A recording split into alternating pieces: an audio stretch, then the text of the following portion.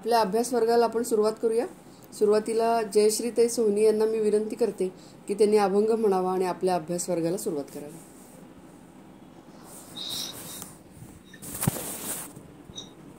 करू सुरू. हो हो. रामरायाचे नाम घ्यावे मुखात, ब्रह्मचैतन्य येतील आपुल्या घरात. राम नामाचा लागू दे ध्यास, नाम जपा तुम्ही श्वासोच्छ्वास.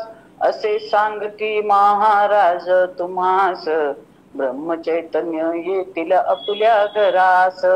या देहाचा काय भरवसा, कधीही पडेल यमाचा फासा. सावध व्हा हो तुम्ही एका क्षणात, ब्रह्मचैतन्य येतील आपुल्या घरात. राम नामाचा लागू दे छंद, मना होतसे परमानंद. रामराय तुम्हा दर्शन देतील साक्षात, ब्रह्मचैतन्य येतील आपुल्या घरात. राम नामाचा महिमा भारी, पौर्णिमेची करा हो वारी. मनशांती मिळेल हो हमखास, ब्रह्मचैतन्य येतील आपुल्या घरात. राम नामाची लागू दे गोडी, सुटतील आयुष्याची कोडी. महाराज दर्शन देतील साक्षात तुम्हास, ब्रह्मचैतन्य येतील आपुल्या घरात. नका करू तुम्ही कशाची हाव, अंतरी ठेवा भक्ती भाव. सेवा करा तुम्ही ध्यास ठेवून मनात, ब्रह्मचैतन्य येतील आपुल्या घरात. तेरा कोटी घ्या नाम, तेरा कोटी घ्या तुम्ही नाम. प्रत्यक्ष देतील दर्शन राम, असे सांगती महाराज तुम्हास, ब्रह्मचैतन्य येतील आपुल्या घरास. राम नामाचा महिमा मोठा, आपुला आपण उचला वाटा. श्रीराम जय राम बोलू सारे सुखात, ब्रह्मचैतन्य येतील आपुल्या घरात. ब्रह्मचैतन्य येतील आपुल्या घरात, ब्रह्मचैतन्य येतील आपुल्या घरात. छान. छान झालं सुरुवातीचं भजन. मी आता डॉक्टर देशपांडेंना विनंती करते की त्यांनी त्यांच्या निरूपणाला सुरुवात करावी. नमस्कार. ब्रह्मानंदं परमसुखदं केवलं ज्ञानमूर्तिं, द्वन्द्वातीतं गगनसदृशं तत्त्वमत्स्यादिलक्ष्यम्, एकं नित्यं विमलचलं सर्वधी साक्षिभूतं, भावातीतं त्रिगुणरहितं सद्गुरुं तं नमामि. गुरुर्ब्रह्मा गुरुर्विष्णू गुरुर्देवो महेश्वरः, गुरुः साक्षात् परब्रह्म तस्मै श्री गुरवे नमः. आपण 16व्या अध्यायातला 12वा श्लोक मागच्या आपल्या अभ्यास वर्गात अभ्यासला होता आणि त्याच्यामध्ये भगवंतांनी सांगितलेलं आपण जे वाचतो आहोत ते आसुरी गुणप्रवृत्तींविषयी वाचतो आहोत. तर त्या श्लोकात त्यांनी सांगितलं होतं की शेकडो अशा रूपाच्या पाशांनी बद्ध झालेले जे लोक आहेत, जे काम आणि क्रोध याला परायण आहेत किंवा त्याच्यावर इफेक्टेड आहेत, अशा आसुरी लोकांना असे आसुरी लोक विषय भोग घेण्यासाठी, त्याची पूर्तता करण्यासाठी अन्याय करून लोकांवर अर्थसंचय किंवा धनसंचय करतात आणि त्यासाठी प्रयत्न करतात. कारण जेव्हा काम आणि क्रोध हे हवी असतं आणि प्लस मोह हा त्यांच्यावर इफेक्ट असतो, म्हणजे हे सगळे 6 रिपू त्यांच्यावर पूर्णपणे काम करत असतात. त्या रिपूंवर यांचा काही कंट्रोल नसतो, म्हणूनच ते आसुरी प्रवृत्ती त्यांच्यात वाढलेली असते. तर मग त्यामुळे विषय प्रत्येकाचे वेगवेगळे आणि अनंत आणि अमर्याद आहेत. म्हणजे प्रत्येकाच्या आशा आकांक्षा लोभ वेगवेगळे असू शकतात आणि त्यामुळे ते मिळवण्यासाठी ते मग प्रसंगी दुसऱ्यांवर अन्याय करून दुसऱ्यांचं धन किंवा दुसऱ्यांच्या गोष्टी लुबाडून ते स्वतः त्या गोष्टी मिळवण्याचा प्रयत्न करतात आणि त्याच्यातनं ते त्यांची उपभोग घेण्याचा प्रयत्न करतात, असं भगवंतांनी मागच्या श्लोकामध्ये सांगितलं होतं. अजून पुढे ते काय सांगतात त्याबद्दल आता 13वा श्लोक आज आपण बघणार आहोत. तर मी शेवटी वहिनींना विनंती करतो की त्यांनी 13व्या श्लोकाचं आणि त्याच्या अनुरूप ज्ञानेश्वरीतील ओव्यांचं वाचन करावं. हो, नमस्कार. 13वा श्लोक. इदमद्य मया लब्धम इमं प्राप्से मनोरथम इदमस्तीदमपि मे भविष्यति पुनर्धनम. म्हणे आजी मिया संपत्ती बहुतेकाचिया आपुला हाती केलिया धन्यू नामी ऐसा श्लाघो जव जाये तव मन आणि कही वाहे सवेची म्हणे पाहे आणि काचेही आणू हे जे तुल्ये असे जोडिले तयाचेनी भांडवले लाभा घेईन उरले चराचर हे ऐसेनी धना विश्वाचिया मीची होईन स्वामिया मग दिठी पडे तया उरो नेदी.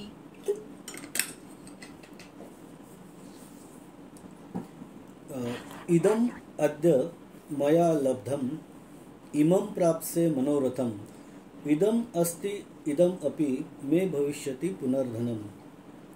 याचा अर्थ काय तर मया अद्य इदम लब्धम.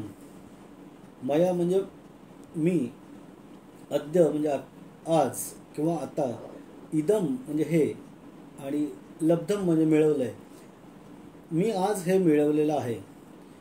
इमम मनोरथम प्राप्से. हे इमम म्हणजे हे मनोरथ म्हणजे माझ्या मनातली इच्छा आहे की अजून काही काही मिळवायचं आहे. ते माझ्या मनातलं जी इच्छा आहे ती मनोरथ ते मी उद्या प्राप्त करेन. प्राप्से म्हणजे भविष्यकाळ. मी इमम मनोरथम प्राप्से. मी आज हे मिळवलंय, उद्या मी ते मिळवणार आहे किंवा ते प्राप्त करेन. मे इदम धनम अस्ति. माझ्याजवळ इतकं धन आहे. मे इदम माझ्याजवळ इतकं धनम धन अस्ति म्हणजे आहे. पुनः अपि इदम भविष्यती म्हणजे भविष्यात हे सुद्धा माझं होईल. कुठलं जे मनोरथ माझ्या मनात आहे की आज माझ्याकडे समजा 1-2 लाख आहेत तर उद्या माझ्याकडे 5 लाख असायला पाहिजेत. असं जर माझं हे असेल तर ते माझे होतील. हे मनोरथ. आणि आसुरी प्रवृत्तीच्या माणसाला सारखं काही ना काही लोभ आणि मोह याचा तो शिकार असतो. त्यामुळे आज मी हे मिळवलंय, उद्या मी हे मनोरथ पूर्ण करेन आणि आज माझ्याजवळ इतकं धन आहे, उद्या ते आणखीन मी वाढवायचा प्रयत्न करेन असं आसुरी प्रवृत्तीचा माणूस विचार करत असतो. म्हणजे त्याच्या ॲक्च्युली प्रत्येक विचारामधून, उच्चारामधून, प्रत्येक ॲक्शनमधनं, कृतीमधून हे त्याचे विषय जे असतात. म्हणजे आता कुणाला धनाचं आकर्षण असेल, कुणाला प्रॉपर्टीचं आकर्षण असेल, कुणाला पब्लिसिटीचं आकर्षण असेल, अशा वेगवेगळ्या गोष्टी आहेत आणि त्याच्याविषयीच तो मग विचार करतो, त्याच्याबद्दलच बोलत राहतो किंवा ते मिळवण्याच्या दृष्टीने कृती करत राहतो. ते विषय मिळवण्यासाठी काय करावं लागेल ते साधन तो मिळवायचा प्रयत्न करतो आणि त्याच्यातनं ते मिळवल्यावर तो आनंद मानतो आणि अजून काहीतरी त्याच्याबरोबर अजून मी 1 फ्लॅट केला, मी आता 2 फ्लॅट करेन, मी अमुक गोष्ट घेतली, 1 कार घेतली आता 2 कार घेईन. अशा प्रकारे त्याचं हे सॅटिस्फॅक्शन होत नसतं आणि ॲम्बिशन त्याची जास्तीत जास्त वाढतच जाते. त्याला असं वाटतं की ऐश्वर्य जे जीवनातलं आहे किंवा इस्टेट आहे किंवा जे त्याच्याकडे जे काही प्राप्त गोष्टी आहेत तीच त्याची संपत्ती आहे आणि ती प्राप्त करत राहणे आणि त्याचा उपभोग घेणे याच्यासाठीच त्याचा जन्म झालेला आहे. जितका आर्थिक सुबत्ता अधिक, जेवढी आर्थिक सुबत्ता चांगली तितके उपभोग तो अधिक घेऊ शकेल हा त्याचा विचार असतो आणि त्यामधून अधिक सुख मिळेल असा त्याचा समज असतो. आता खरं तर आपण सगळे या युगात राहतोय जे खरोखर म्हणजे पैशाचंच युग आहे असं म्हणतात आणि त्याच्यावर अनेक जणांनी अनेक विचार मांडलेले आहेत. संत सज्जनांपासून सगळ्यांनी त्याच्यावर विचार मांडलेले आहेत की ह्या गोष्टी खरं तर क्षणभंगूर आहेत किंवा या गोष्टी आपण सोबत घेऊन जात नाही.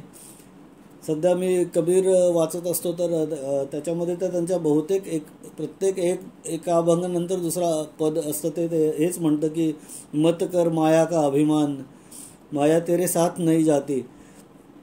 या गोष्टी ज्या आहेत त्या तुझ्यासोबत जाणार नाही आहेत. ते कबीर तर म्हणतात की कुठलीच गोष्ट तुमच्यासोबत जाणार नाही, ना तुमचं शरीर, ना तुमची इस्टेट, ना तुमचे नातेवाईक, ना तुमची पत्नी, मुलं. त्यामुळे या सगळ्या गोष्टींबद्दल लोभ मोह ठेवू नका आणि त्याचा अभिमान करू नका, गर्व करू नका, अहंकार करू नका, असं ते कबीरदासजी सांगतात.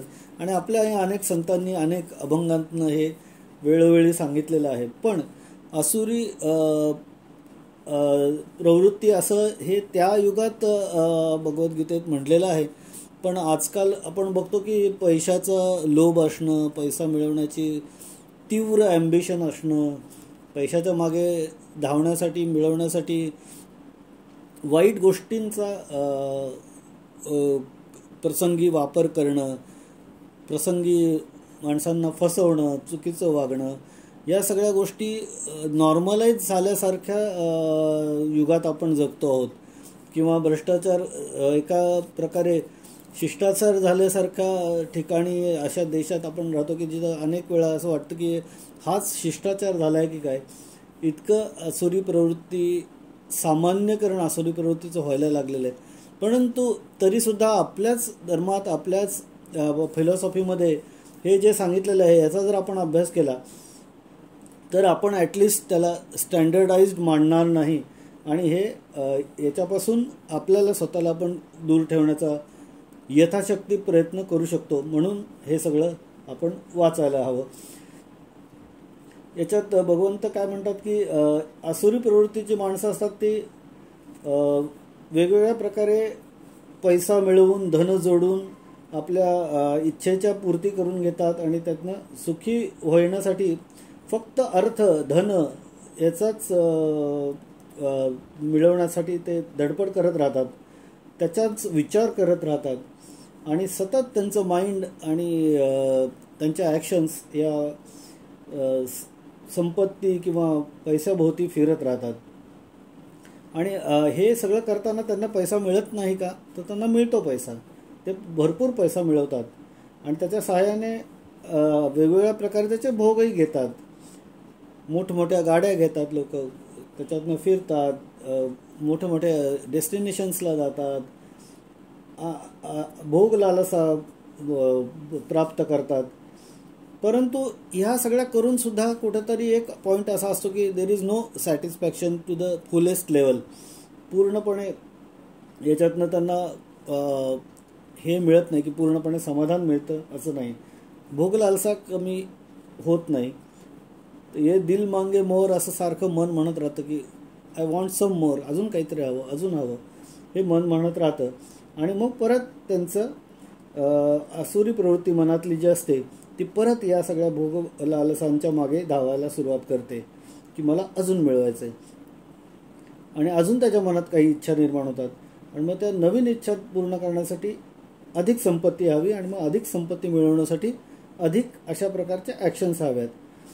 कोणत्याही मार्गाने पैसा मिळवला तरी चालू शकतो असं या पूर्णपणे पैसा केंद्रित वृत्तीच्या, आसुरी प्रवृत्तीच्या लोकांचं म्हणणं असतं की कुठल्याही प्रकारे पैसा मिळवला तरी चालू शकेल. मग त्यासाठी ते दुसऱ्याला लुबाडतील, फसवतील आणि त्याच्यातून मिळालेल्या पैशाने स्वतःच्या इच्छा पूर्ण करून त्याचा उपभोग घेतील. चालता बोलता, उठता बसता झोपता त्यांना पैसा पैसा पैसा आणि विषय भोग याशिवाय दुसरं काही दिसत नाही, सुचत नाही. आणि अखंडपणे त्यांचा जे जीवन चालू आहे तोपर्यंत ते सतत याचाच विचार करतात. असं तर आपल्याकडे खरं तर पूर्वी आपण आश्रम म्हणत होतो की संन्यासाश्रम आहे, गृहस्थ आश्रम आहे, वानप्रस्थ आश्रम आहे. हे जे आश्रम बनवले होते ते याच्यातनं हळूहळू अटॅचमेंटमधनं डिटॅचमेंटमध्ये जाण्यासाठी सुचवलेले होते.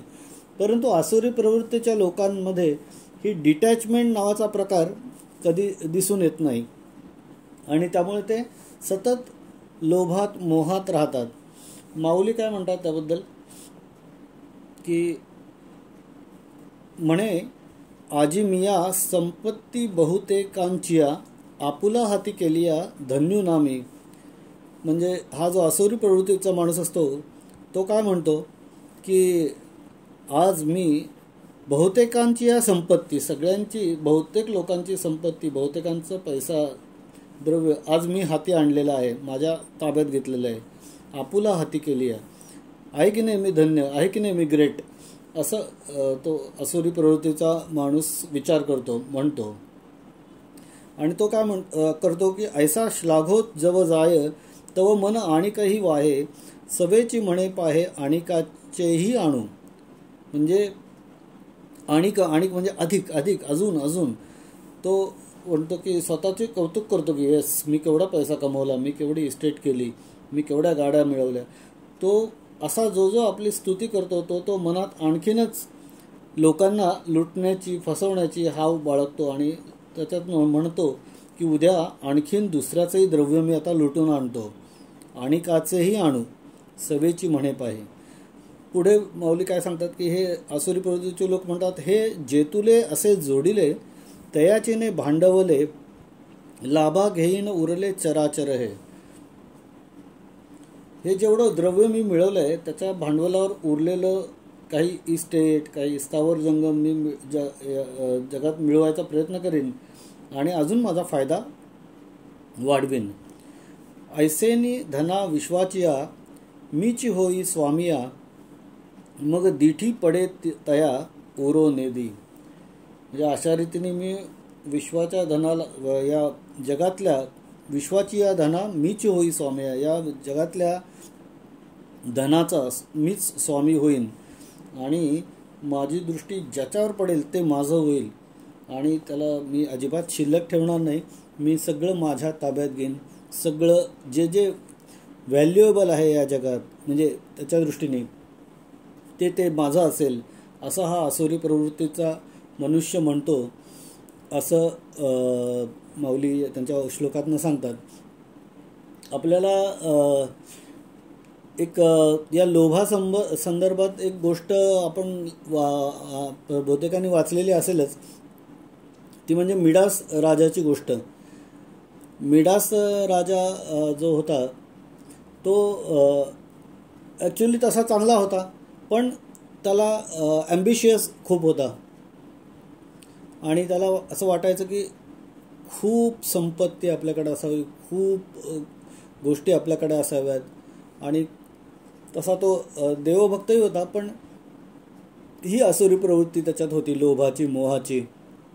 आणि मग तो एकदा देव त्याच्या पूजेला प्रसन्न झाला आणि तो म्हणला की तुला काय पाहिजे सांग.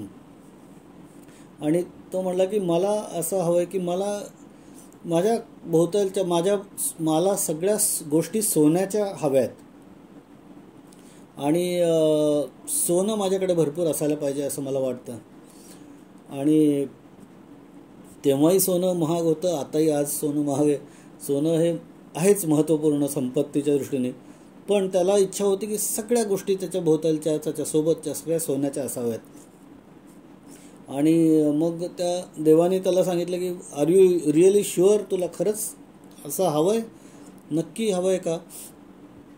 आणि मग त्यांनी त्याला ते परीस दिला आणि त्याने सांगितलं की हे ज्या गोष्टीला तू हे टच करशील किंवा तुझ्या हातात त्याला ती पॉवर दिली आणि ज्या गोष्टीला तू टच करशील ते सोन्याचं होईल. आणि राजा खूप खुश झाला.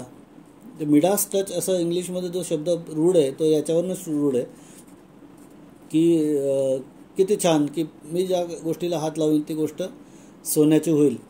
आणि तो खूपच आनंदी झाला आणि त्याने सुरुवात केली. त्याने त्याच्या सिंहासनाला हात लावला, ते सिंहासन सोन्याचं झालं. खुर्चीला हात लावला, खुर्ची सोन्याची.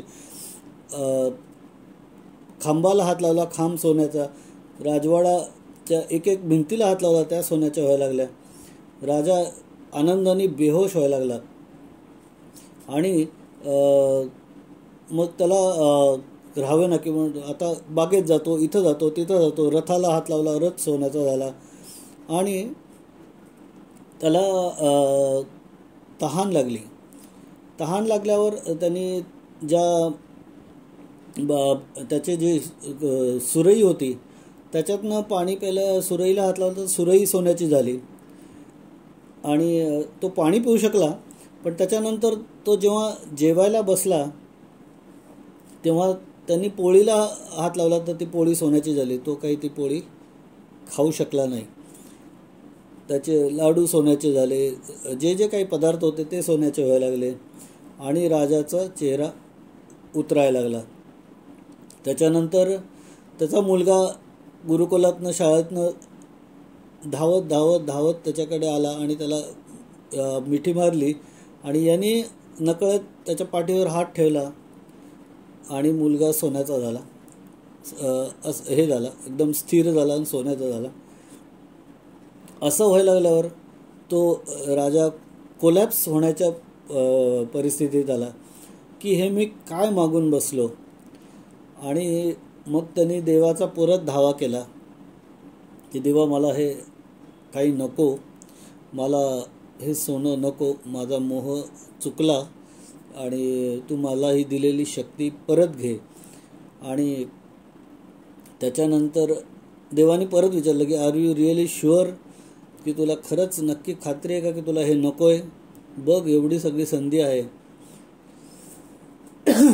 तो राजा म्हणला की नको, मला माझा मुलगा या सोन्यापेक्षाही जास्त प्रिय आहे. त्यामुळे राजाने त्या शक्ती त्याला परत घेतल्या आणि परत त्या वस्तू सगळ्या ज्या होत्या त्या आहे तशा झाल्या. याच्यातनं एक धडा असा मिळतो की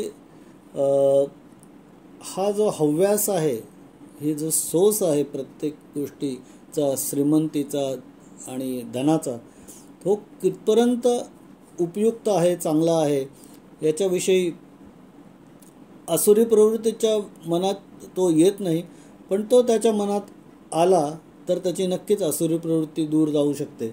पण त्यासाठी एक वेळ यावी लागते, किंवा त्या उपभोगाचा अतिरेक झाल्यावर अचानक वैमनस्य येऊ शकतं आणि ती व्यक्ती पुन्हा ईश्वरवादाकडे झुकू शकते.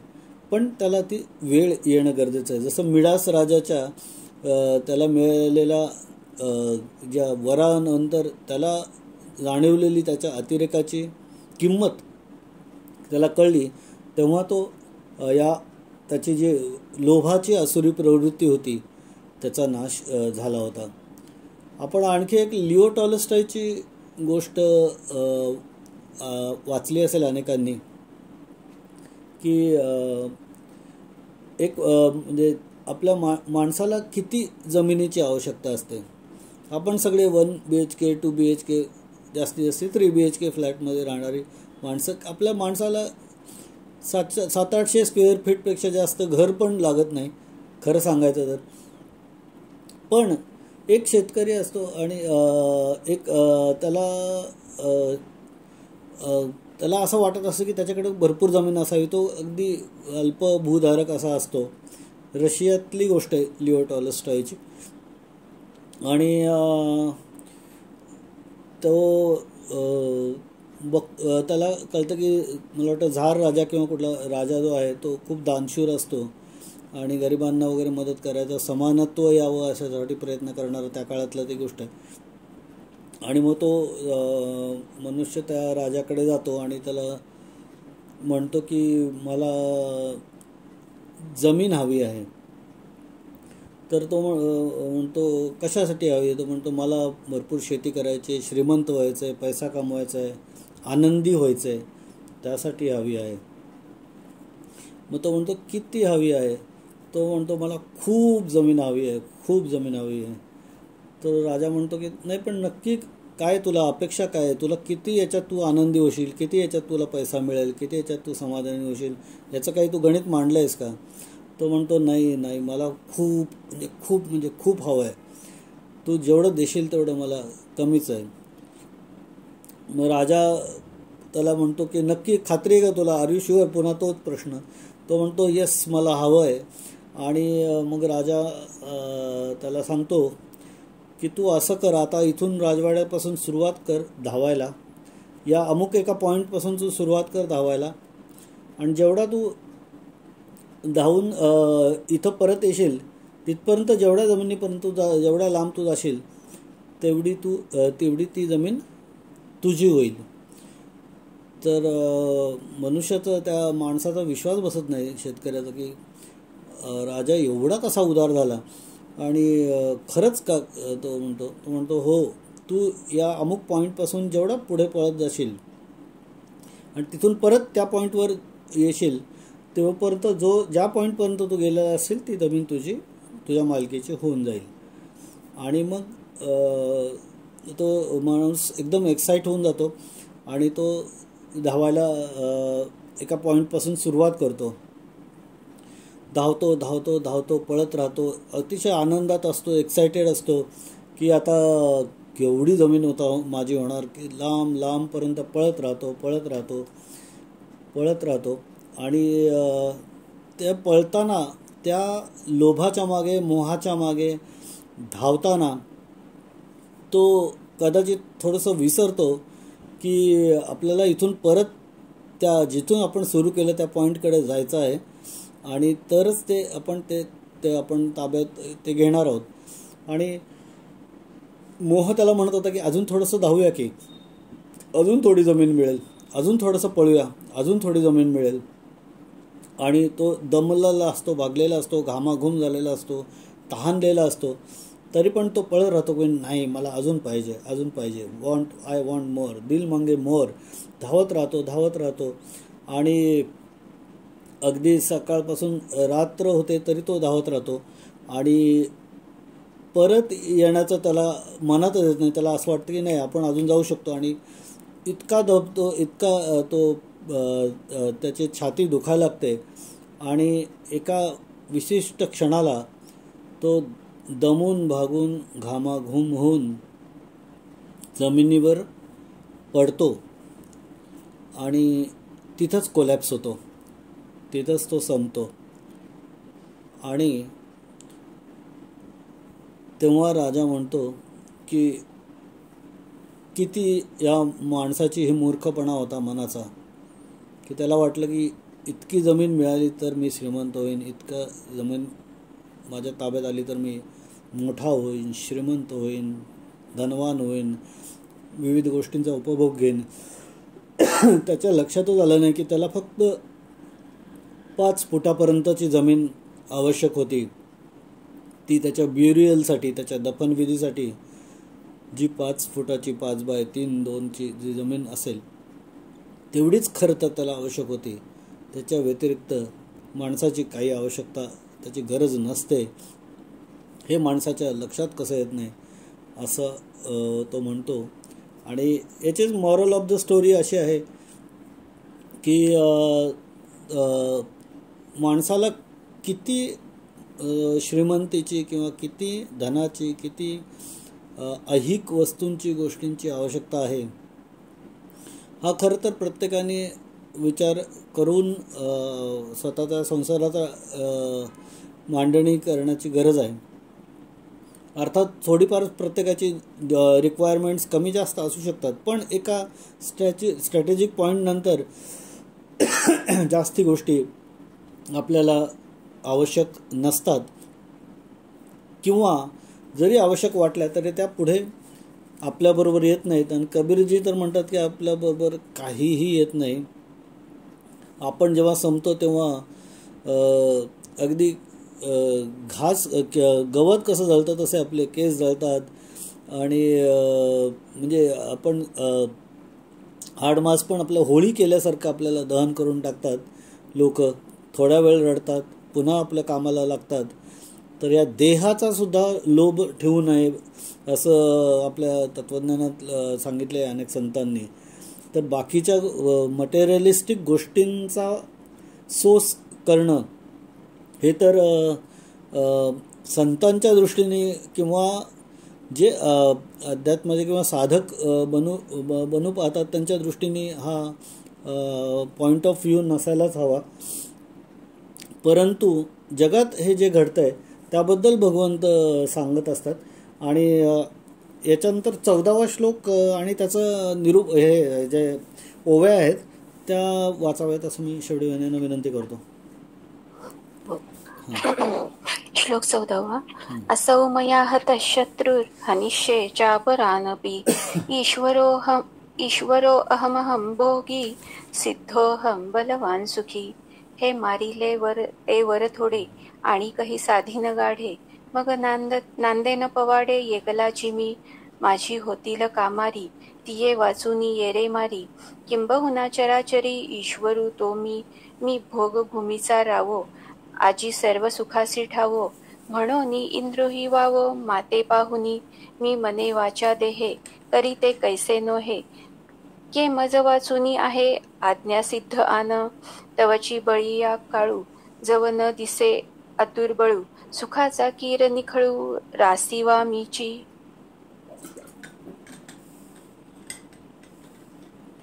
या श्लोकात पुढे वर्णन सुरू ठेवतात भगवंत. या श्लोकामध्ये भगवंत काय म्हणतात की असौ मया हतः शत्रुर्हनिष्ये च अपरानपि ईश्वरो अहम भोगी सिद्धोहम बलवान सुखी.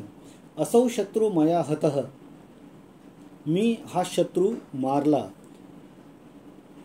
शत्रू मया हतः, हतः म्हणजे मारला. अपरान अपिच हनिष्ये, दुसऱ्यांनाही मी मारेन. अपरान म्हणजे दुसरे, अपि सुद्धा, हनिष्ये म्हणजे मी मारेन. अहम ईश्वरा, मी ईश्वर. अहम भोगी, मी भोगणारा. अहम सिद्ध बलवान सुखी, मीच सिद्ध आहे, मीच बलवान आहे, मीच सुखी आहे. I have the power. मी या शत्रूला मारेल, मी त्या शत्रूंना मारेन. आणि मी स्वतः देव आहे, मीच भोगणारा आहे आणि मीच बलवान आहे, सुखी आहे. असं स्वतःबद्दल आसुरी प्रवृत्तीच्या माणसाचं मत होतं. ओव्हर कॉन्फिडन्स किंवा मिसकन्सेप्शन स्वतःबद्दल, नॉट आयडेंटिफाईंग हिमसेल्फ, अशी त्याची प्रवृत्ती होते. आपल्या तत्वज्ञानात सर्वत्र सारखं सांगितलं जातं की स्वचा शोध घेण्यात यावा. आणि स्वतःचा शोध घेताना त्याच्यामध्ये हे अशा प्रकारे आसुरी प्रवृत्तीच्या माणसाच्या मनात जर आलं तर निश्चितच त्याचा गोंधळ होऊ शकतो. काय होतं की त्यामुळे संपत्ती मिळवण्याचे आणि त्याचा उपभोग घेण्याचे अनेक मार्ग हा आसुरी प्रवृत्तीचा माणूस शोधत राहतो. मग जे वाटेवर येणारे शत्रू आहेत त्यांचा बिमोड करणे, शत्रू म्हणजे त्याच्या दृष्टीने शत्रू आहेत, त्याच्या स्वार्थाच्या मध्ये येणारे शत्रू आहेत, ते त्याचा बिमोड करण्याचा तो प्रयत्न करतो.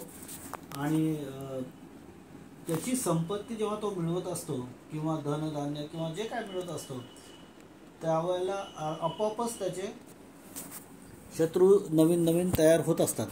आणि ते त्याला तयार करावे लागत नाही, ते बरेचसे तयार होत असतात.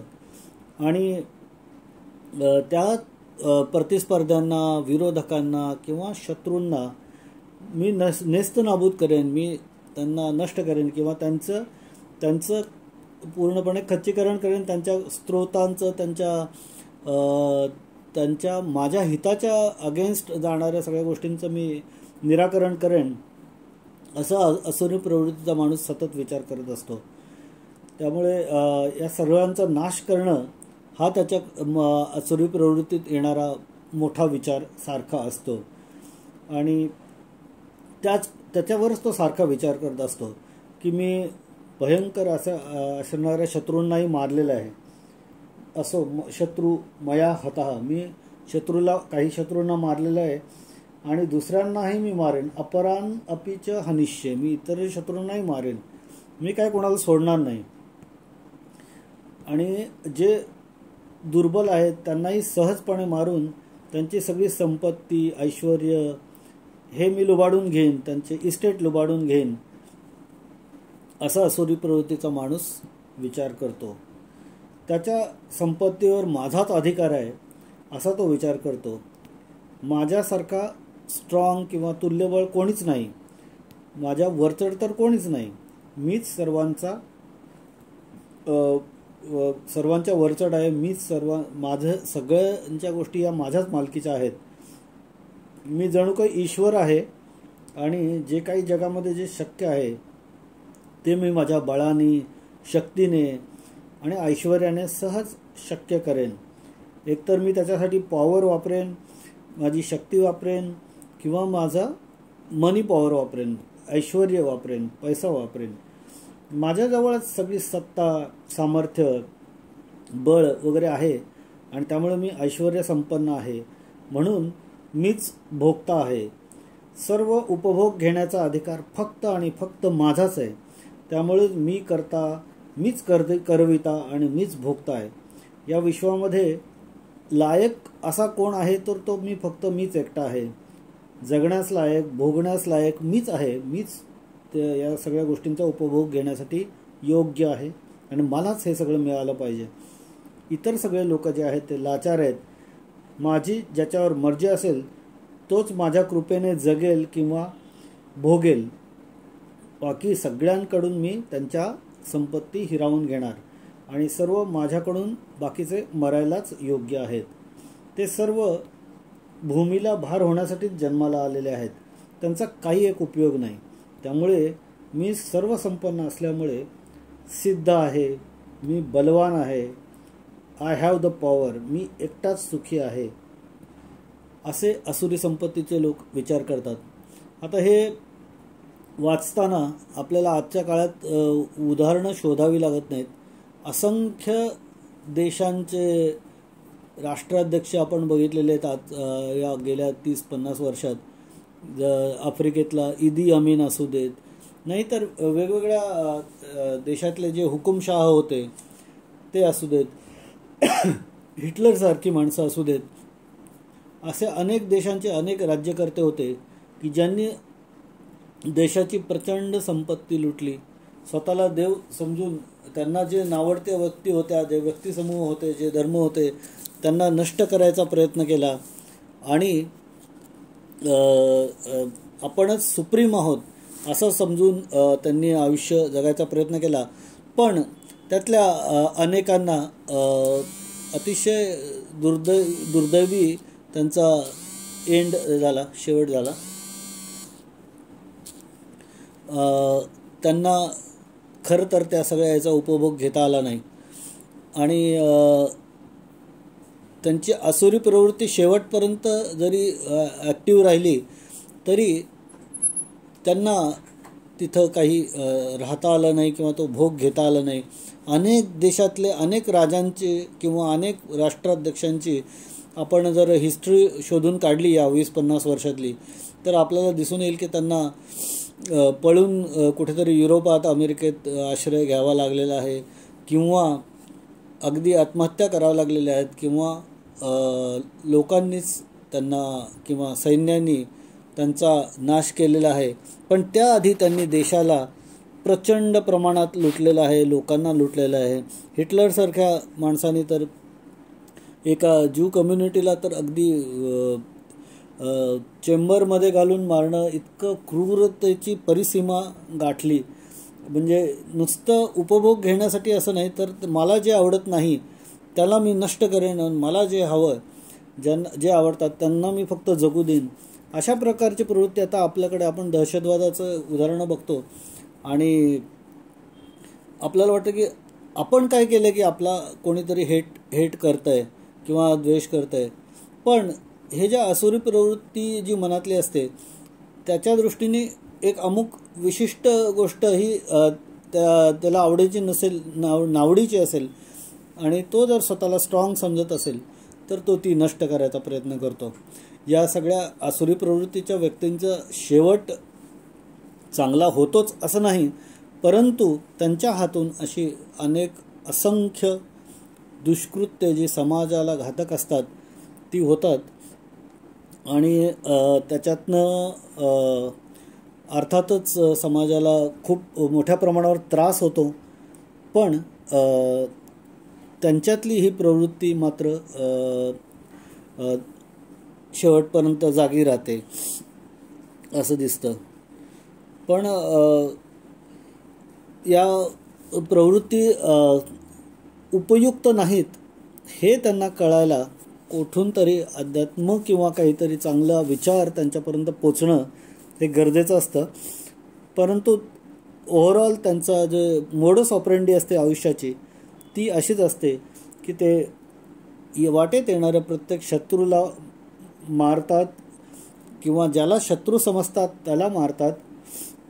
भले तो त्या व्यक्तीचा शत्रू त्या व्यक्तिसमूहाचा किंवा समाज समूहाचा शत्रू नसेलही, परंतु त्यांना ते मारतात. आपण बघतो आता दहशतवादाचे असंख्य उदाहरणं बघतो आणि खूप आपलं हृदय पिळवटून उठतं की हे असं व्हायला नको होतं. पण ह्या आसुरी प्रवृत्ती जोपर्यंत जगात आहेत तोपर्यंत या घटना घडत राहणार. अर्थात त्यांचा शेवटही चांगला होईल असं नाही, परंतु या घटना घडत राहतात. त्यामुळे अशा प्रकारे या आसुरी प्रवृत्तीचे लोक विचार करत राहतात. आणखी पुढच्या श्लोकामध्ये भगवंत काय सांगतात ते आपण पुढचा एक श्लोक घेऊया. मी शेवडे वहिनींना विनंती करतो की त्याचंही वाचन त्यांनी करावं.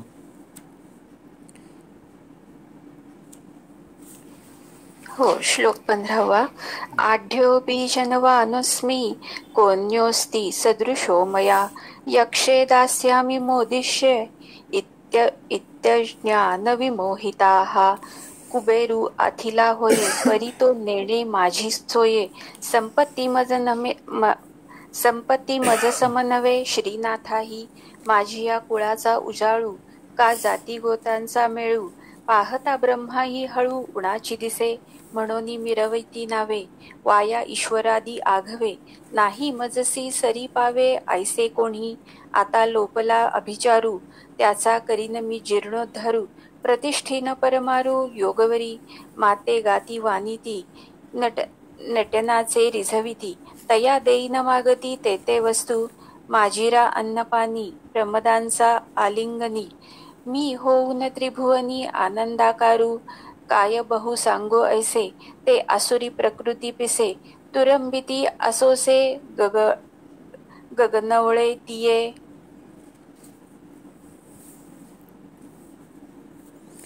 मी आढ्य आढ्य म्हणजे मोठा श्रीमंत. आढ्य अभिजनावनस्मी कोन्योस्ति सदृशो मया यक्षे दास्यामि मोदिष्य इत्यज्ञान विमोहिताः. मी आढ्य आहे, मोठा श्रीमंत आहे, अभिजनवान आहे, अत्यंत कुलीन आहे. कोण हे म्हणतंय? आसुरी प्रवृत्तीचा माणूस म्हणतोय की मीच मोठा श्रीमंत आहे, मी अतिशय कुलीन आहे, स्वतःविषयी अत्यंत गर्व अहंकार. मया सदृश्य अन्य क अस्ति. माझ्यासारखं कोण आहे या जगात? कोणीच नाही, कोणीच माझ्यासारखं नाही. मया सदृश्य अन्य क अस्ति. यक्षे यज्ञ करेन, दास्यामी दान देईन, मोदिष्ये आनंदी होईन, इति अज्ञान विमोहिता. अशा प्रकारे अज्ञानाने मोहित झालेले असतात. कोण? आसुरी प्रवृत्तीचे लोक. ते काय म्हणतात की मी मोठा श्रीमंत आहे. श्रीमंतीचा गर्व असतो आसुरी प्रवृत्तीचं एक आणखी एक उदाहरण की जे श्रीमंत असतात त्यांना त्यांच्या श्रीमंतीचा गर्व असतो. काही जणांना वाटतं की आपण या कुळात जन्मलो, यांच्या घराण्यात जन्मलो तर आपण खूप मोठे आहोत. म्हणजे स्वतःचं त्यांचं कर्तृत्व असो वा नसो, त्यामुळे अमुक कुळात अमुक जातीत याचा पण काही लोकांना अभिमान असतो. तर मी मोठा श्रीमंत आहे, मी अतिशय कुलीन आहे, असं आसुरी वृत्तीतल्या माणसांना वाटत असतं. अनेकांना वाटतं की माझ्यासारखं कोणीच नाही. पुन्हा काही जणांना असंही वाटतं, म्हणजे त्याच्यात थोडा चांगुलपणा असतो पण तो म्हणजे आसुरी प्रवृत्ती त्याच्यातही दिसते की मी यज्ञ करेन, मी दान करेन, मी आनंदी होईन, असं त्यांना वाटतं. म्हणजे मी काहीतरी दिलं, मी काहीतरी यज्ञ केला तर मी त्याच्यातनं आनंदी होईन असं त्यांना वाटत राहतं. पण ते त्याचा अभिमान करत राहतात. गर्व करत राहतात, अहंकार करत राहतात. म्हणजे मी धनवान आहे, मी कुलीन आहे, माझ्यासारखं कोणीच नाही असं त्यांना वाटत राहतं. आता हे आसुरी प्रवृत्तीची ही लक्षणं आहेत. हे आसुरी प्रवृत्तीचे लोक, क्रूर जे लोक आहेत दुष्ट प्रवृत्तीचे, ते लोकांची संपत्ती लुबाडतात, ऐश्वर्य लुबाडतात, जमिनी लुबाडतात, पैसा लुबाडतात आणि स्वतः श्रीमंत होतात.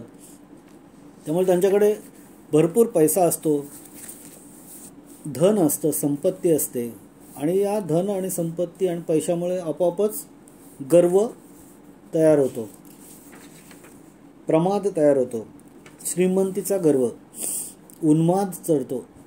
मग त्यांची भाषा, त्यांचे विचार, त्यांची कृती त्याच्याप्रमाणेच होते. श्रीमंतीची एक रगेल भाषा असते, एक विचार असतो उन्मादाचा, आणि कृती, ॲक्शन, बॉडी लँग्वेज ही सुद्धा आपल्याला जाणवते. आपण आयुष्यात समाजात फिरताना आपल्याला हे पदोपदी दिसत असतं बघा, की अशा प्रकारे लोक वागतात. ते म्हणतात की या जगात मीच एकटा श्रीमंत आहे.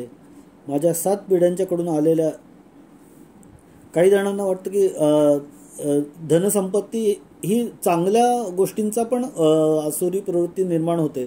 जसं की एखाद्याला वाटतं की 7 पिढ्यांनी माझ्या चांगलं काम केलं आहे, सद्गुण होते त्यांच्यामध्ये, त्यामुळे मीच सर्वात गुणसंपन्न आहे. मी अमुक कुटुंबात जन्मलो आहे, अमुक आमच्या घरी अमुक प्रकारची पूजा पद्धती होत होती म्हणून मी महान आहे, असंही काही जणांना वाटतं. तेही आसुरी प्रवृत्तीच आहे असं भगवंत म्हणतात.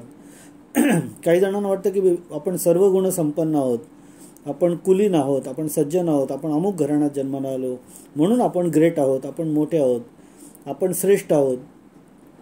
खरं तर हे फोल असतं, कारण प्रत्येकाचं आयुष्य, प्रत्येकाने त्या आयुष्यात केलेली कर्म, बोललेले वचनं आणि लोकांशी केलेल्या इंटरॅक्शन याच्यावरनं त्याचं खरं तर गुण दिसत असतात. आणि ते पुन्हा त्रिगुणाचा प्रभाव प्रत्येकावर असतोच. त्यामुळे एक प्रिडॉमिनंट त्यांचा गुण असतो, पण एक त्रिगुणाचा प्रभाव त्यांच्यावर असतोच. त्यामुळे असं काहीच नसतं की अमुक कुटुंबात आणि अमुक याच्यात जन्माला आल्यामुळेच मी ग्रेट आहे असं म्हणणं हे आसुरी प्रवृत्तीचं आहे असं भगवंत म्हणतात. तुम्ही तुमच्या गुणांवर, तुम्हाला बेंड कसं करता तुमच्या मनाला आणि त्याच्याप्रमाणे कसं बिहेव करता, त्याच्यावर तुम्ही चांगले वाईट ठरता असं भगवंत सांगतात. त्यामुळे हे अशा प्रकारे जर तुमच्या मनात विचार येत असेल तर तुम्ही आसुरी प्रवृत्तीचे आहात असं भगवंत सांगतात. मग आसुरी प्रवृत्तीचा माणूस काय म्हणतो की मी कुलीन आहे, मी सज्जन आहे, माझ्यासारखा श्रेष्ठ कोणीच नाही, मीच सगळ्यात ग्रेट आहे. खरं तर सर्वांनी माझीच पूजा करायला पाहिजे, माझी स्तुती करायला पाहिजे, माझं गुणगान करायला पाहिजे. मी तर खरं इतका ग्रेट आहे की मी जवळपास परमेश्वरच आहे, माझ्यासारखं कोणी नाही या जगात. कोणी जगायचं किंवा मरायचं हे परमेश्वर नाही ठरवत, तर ते मी ठरवतो. हा अभिमान हा आसुरी प्रवृत्तीचा आहे. विशेषतः राजकीय जे हेड किंवा हे असतात, देश चालवणारे, त्यांच्यामध्ये अनेक ठिकाणी दिसतो. आपल्याकडे आफ्रिकेतल्या आपण बघतो 48 देशांपैकी निम्म्याहून अधिक देशामध्ये असं मिलिटरी शासन आहे किंवा असा एकाधिकारशाही आहे आणि ते वर्षानुवर्ष हे देश काबीज करतात. तिथलं सोनं, संपत्ती, धनसंपत्ती, खाणी बिणी लुटतात आणि खूप श्रीमंत होतात, मोठे होतात, देशाला लुबाडतात आणि स्वतःला देव समजायला लागतात. पण ही प्रवृत्ती चांगली नाही, हे आसुरी प्रवृत्ती आहे असं भगवंत सांगतात. त्या आसुरी प्रवृत्तीच्या माणसाला वाटायला लागतं की माझ्या मर्जीनेच सगळे जगतात आणि मरतात, त्यामुळे मीच ग्रेट आहे. काही चांगल्या प्रकारच्या आयुष्य जगणाऱ्यांना सुद्धा त्याच्यामध्ये आसुरी प्रवृत्ती डोकावते. कशी? तर त्यांना वाटतं की मी यज्ञ करेन. कशासाठी? तर माझी प्रतिष्ठा वाढवायला, माझं ऐश्वर्य दाखवायला मी यज्ञ करेन. मी ब्राह्मणांना बोलावून घेईन, त्यांना जेवणं घालीन, आहुती देईन, पण माझ्या मनाप्रमाणे मला रिस्पेक्ट त्यांनी दिला तरच, नाही तर त्यांचा मी अपमान करेन, मी माझा मोठेपणा त्यांना दाखवेन. ही आसुरी प्रवृत्ती आहे. आसुरी प्रकारचे लोक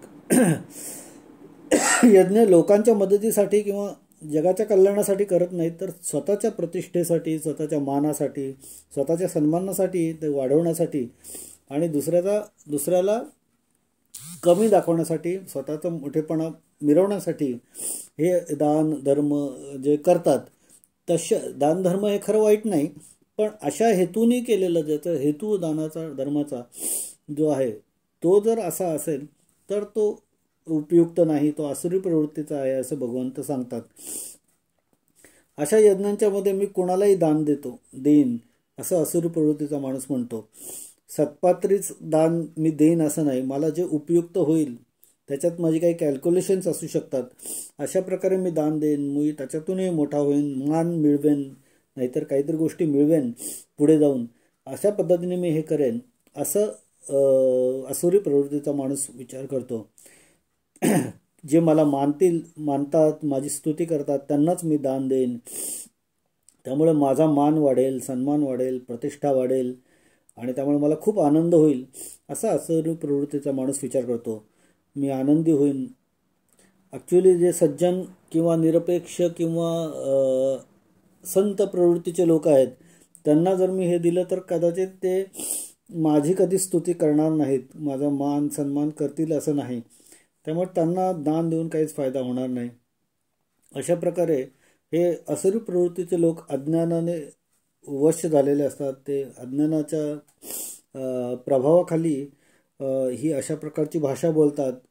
ते स्वैर उच्छृंखल वागतात, उन्मत्त होतात आणि स्वतःच्याच भ्रामक कल्पनांमध्ये ते जगत राहतात. माऊली याबद्दल काय म्हणतात बघूया की कुबेरू आथिला होये,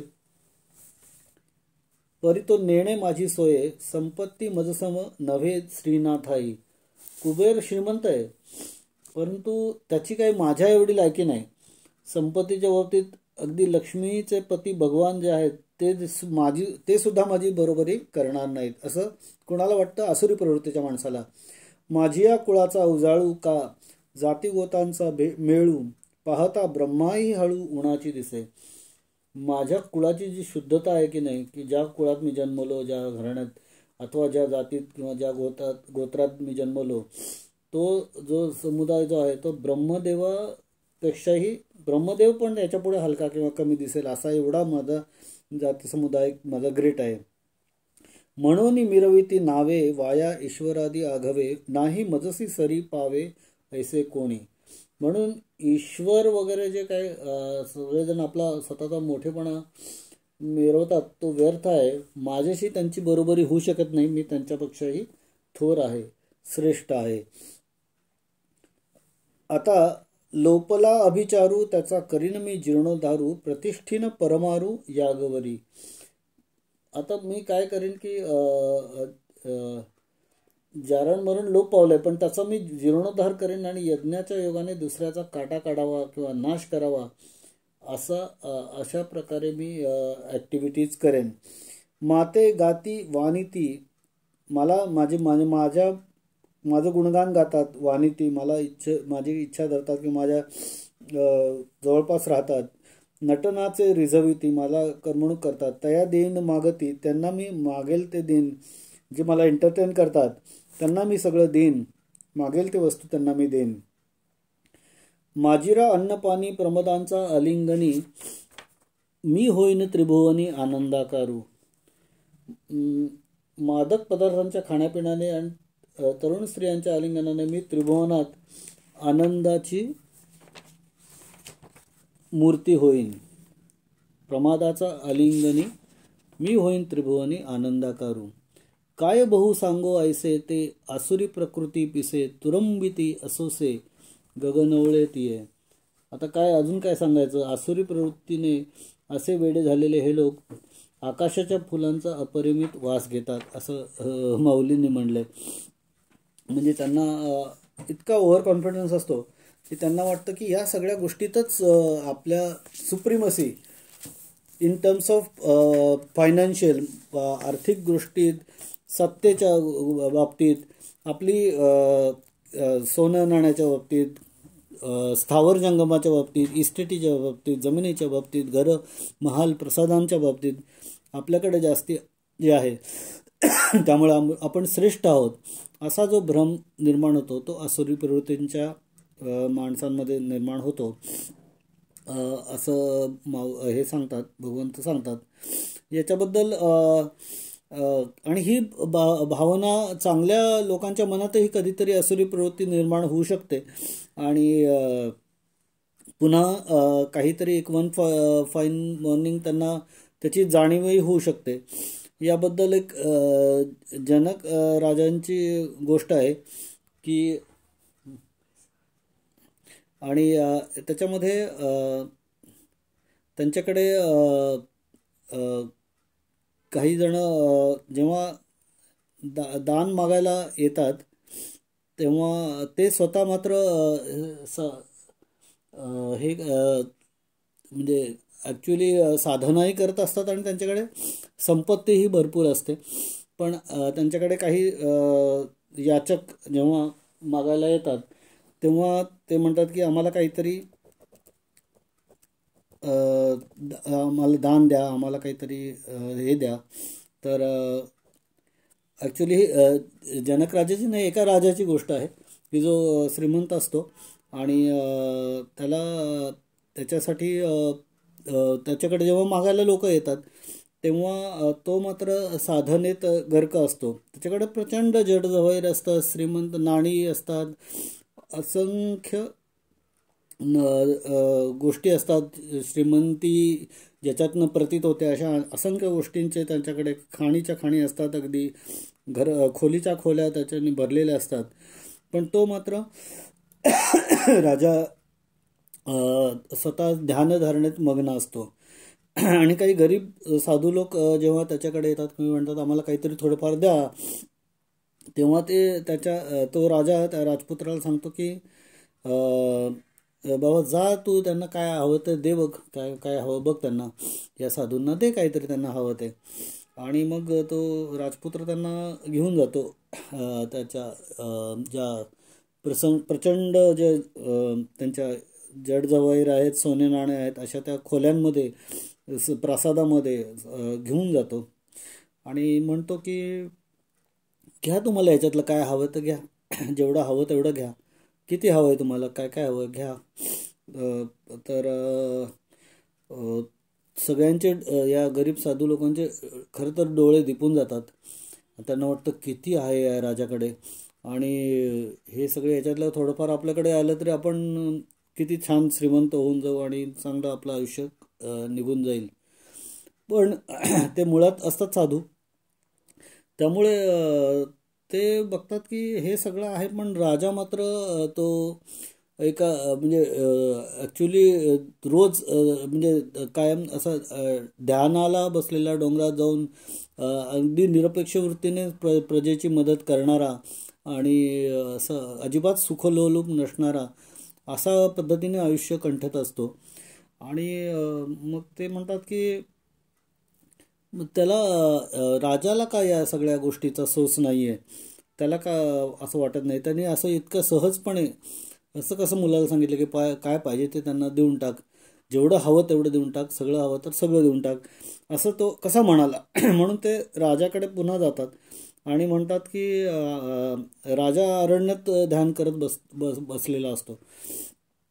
तर ते राजाकडे परत जातात साधू लोक आणि म्हणतात की तू एवढं सगळं असताना सुद्धा तुम्ही अरण्यात येऊन का ध्यान करत बसता, तुम्हाला याच्यातनं सुख मिळत नाही का, याच्यातनं याचा उपभोग का तुम्ही घेत नाही, कुठंतरी आपलं मृगाजिनावर बसून ध्यान करत बसता तुम्ही अरण्यात येऊन, म्हणजे तुम्हाला याच्यातनं आनंद मिळत नाही आहे का, तर खरं सुख कशात आहे. तर राजा त्यांना ते समजावून सांगतो की ह्या गोष्टींचा मोह हा न संपणारा आहे आणि वॉन्ट्स आर अनलिमिटेड आणि या गोष्टी कितीही मिळाल्या तरी त्या सुखापर्यंत, खऱ्या सुखापर्यंत नेणाऱ्या नाहीत. त्यामुळे हे मला रिअलाईज झालेलं आहे. तर बाय डिफॉल्ट राजा असल्यामुळे त्याच्याकडे ती जरी संपत्ती आली असली तरी त्याचं मला बेसिकली त्याला त्याचा गर्व नव्हता, त्याला त्याचा हव्यास नव्हता आणि तो वेळोवेळी या गोष्टी दानही करत आला होता आणि स्वतः मात्र अगदी अरण्यात जाऊन ध्यानधारणा करण्यातच त्याला सुख मिळत होतं.